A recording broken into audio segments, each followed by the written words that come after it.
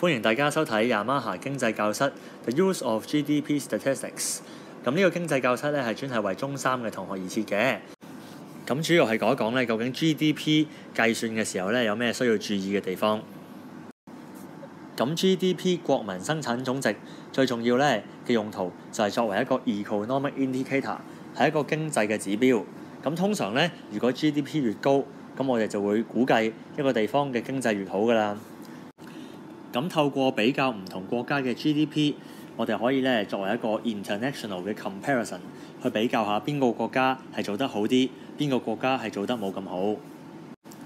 咁另外啦，透過去睇下 GDP 上升或者下跌嘅趨勢，我哋可以睇到呢個經濟體佢嘅表現係進步緊啦，定係退步緊嘅。咁但係當我哋透過用 GDP 呢個數據去作為一個國際比較嘅時候咧，咁我哋要有以下注意嘅事項。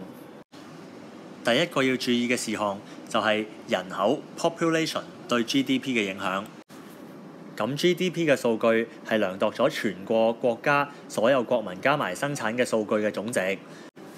咁但係一個經濟體有幾多人口咧，其實係佢冇計算到嘅。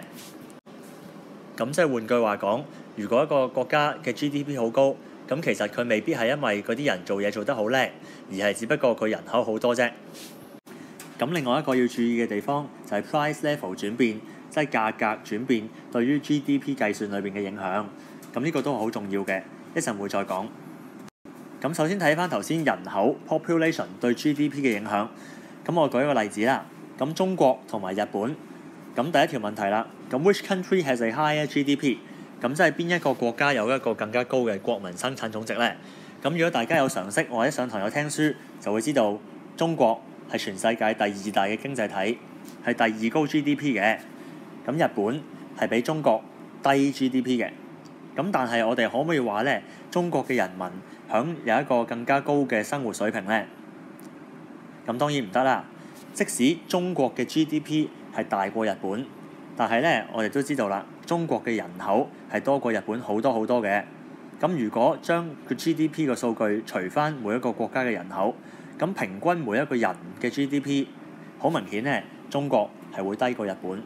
咁所以咧，去睇 GDP 嘅時候咧，我哋都唔好忽略咗人口嘅影響啊。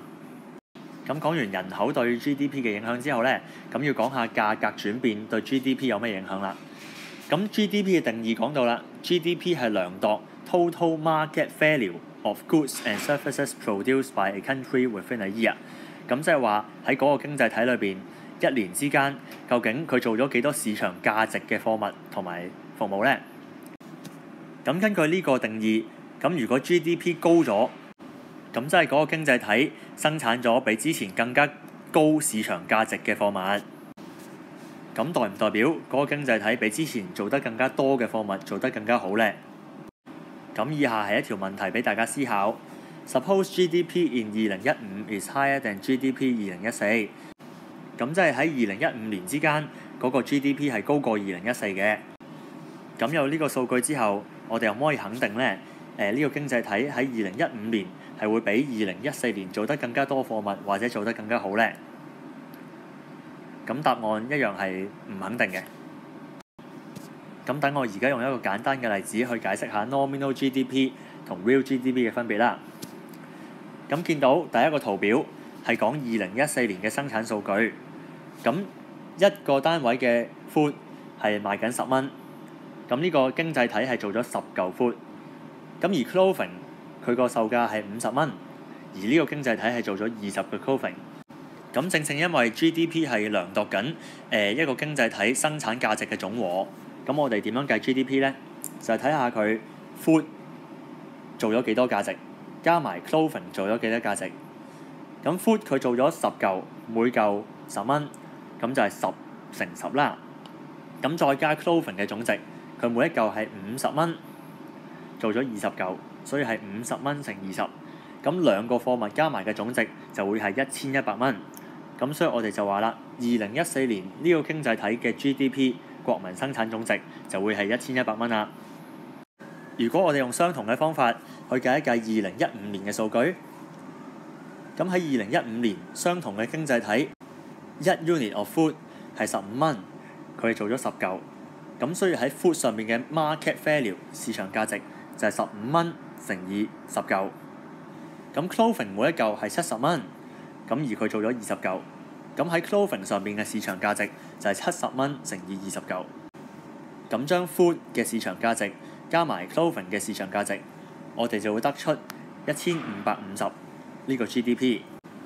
咁比較2014年同埋2015年嘅 GDP， 我哋見到2014年嘅 GDP 係1100，2015年嘅 GDP 係1550。